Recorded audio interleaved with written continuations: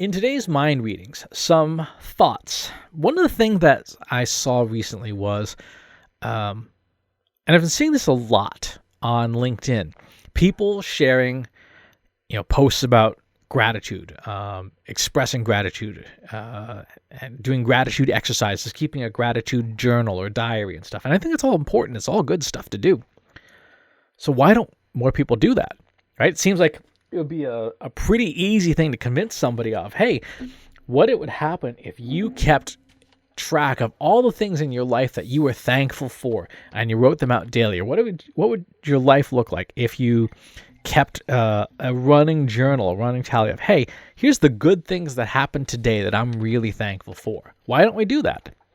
Well, one of the reasons, and this is opinion, this is not backed up by scientific fact. I don't have any papers or academic citations to back this up, so this literally is just what's on my mind, is that we're obstructed by delusion. Now, I'm using delusion in the traditional Buddhist sense, which is wanting things to be different than they are. One of the tenets of Buddhism is that unhappiness comes from wanting things to be different than they are.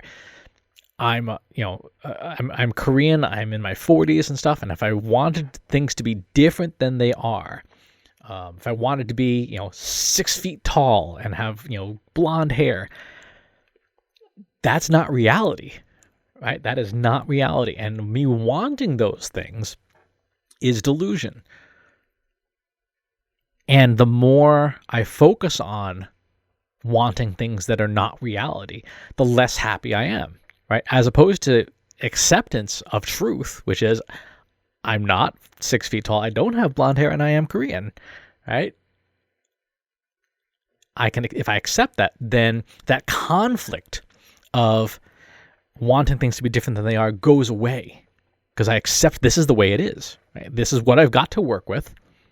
Let's roll with it and make the best of it. Gratitude is predicated on being thankful for what you have. And if you are unable to see what you have because you are mired in delusion of wanting things to be different than the way they are, of wanting what you have to be different, you cannot express gratitude. There is no way for you to be grateful for things you don't want. Right? There is no way for you to be grateful for things you don't want. And so, as powerful and as useful and as good idea and good intentioned things like gratitude exercises are, because they are predicated on accepting the way things are first, if you're not there yet, you can't make those exercises work for you. So the first step to making stuff like gratitude exercises work for you and make it feel like it sticks, like make it feel like it's something meaningful, is those acceptance exercises of here's the way things are. It's fine to have goals, things that you're working towards. If you want to be a millionaire, that's fine. What it would not be fine is being angry and upset that you're not a millionaire now, right? Wanting to be a millionaire now, which is not the truth, unless you are a millionaire, is delusion.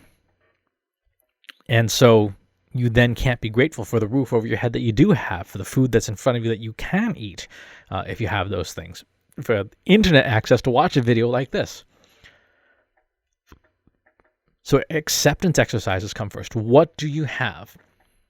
And it's okay to want things to be different than they are to a degree, if it motivates you to help set you on that path towards getting those things, but it's still being clear-headed and clear-eyed about what you have right now. That's how you build that pathway towards happiness. And then you can say, yes, I want to be a millionaire someday. I know that I'm a thousandaire right now. And I'm okay with that right now,